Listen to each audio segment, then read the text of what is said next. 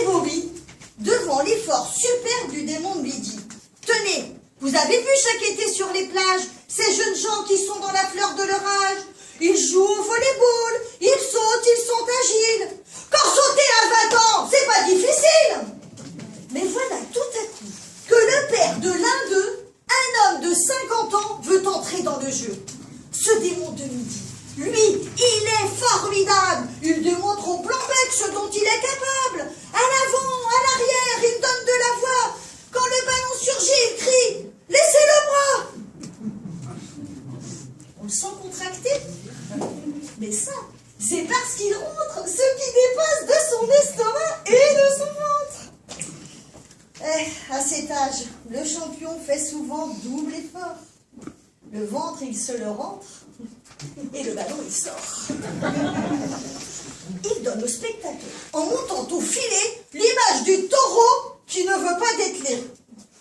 Mais ça ne dure pas. Très vite, il se relâche. Les muscles du taureau lui font un tour de vache. Son jeu devient poussif et le souffle oppressé. Quelqu'un crie « Viens, papa, il est midi passé !» Mais cette défaillance n'est pas assez sévère pour forcer le démon de midi à se taire.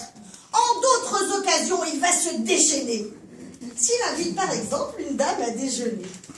Car lorsqu'il a 20 ans, l'homme est de ces ringards qui vous emmènent bouffer en vitesse au snack bar.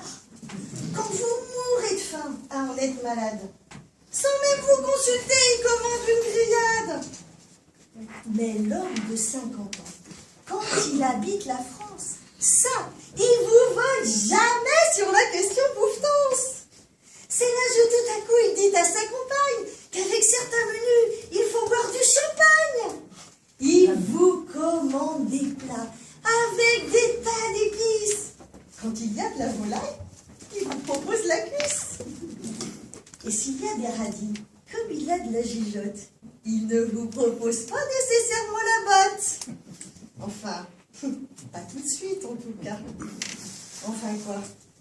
Il sait vivre. Son ventre est rebondi. Mais quel coup de fourchette ce démon de midi! Bien sûr, quand on arrive aux crèmes pâtissières, on sent que quelquefois son foie fait des colères. Le teint devient plus rouge et le geste plus lent. Le pauvre gros chéri est un peu somnolent. Mais ça ne dure pas. Un coup de bicarbonate, revoilà le démon de midi sur ses pattes. Et même si le repas fut vraiment indigeste, il est toujours fait prêt pour affronter la sieste. Comment le reste? On a vécu, hein. Et c'est bien le genre d'occasion où la différence d'âge entre en compétition. Moi, vous savez, je suis un monceau d'innocence. Mais quelques oreillers m'ont fait des confidences. Et d'après ce qu'ils disent, il paraît qu'à 20 ans, l'homme se croit toujours aux 24 heures du Mans.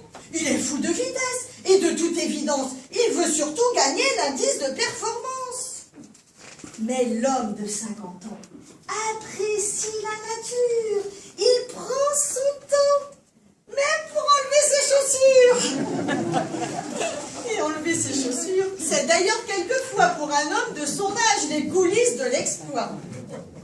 Et l'exploit par lui-même est a fortiori le fruit de l'expérience du démon de midi.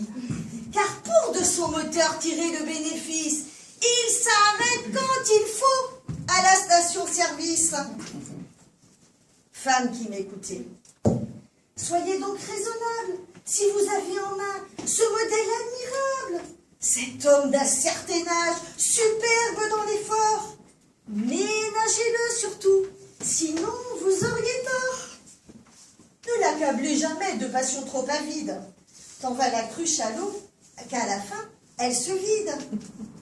Souvenez-vous toujours que lorsque midi sonne, il est midi passé et il n'y a peut-être plus personne. Alors, sitôt qu'un homme est mûr, entourez-le d'égards, car le meilleur démon, c'est à midi moins le quart.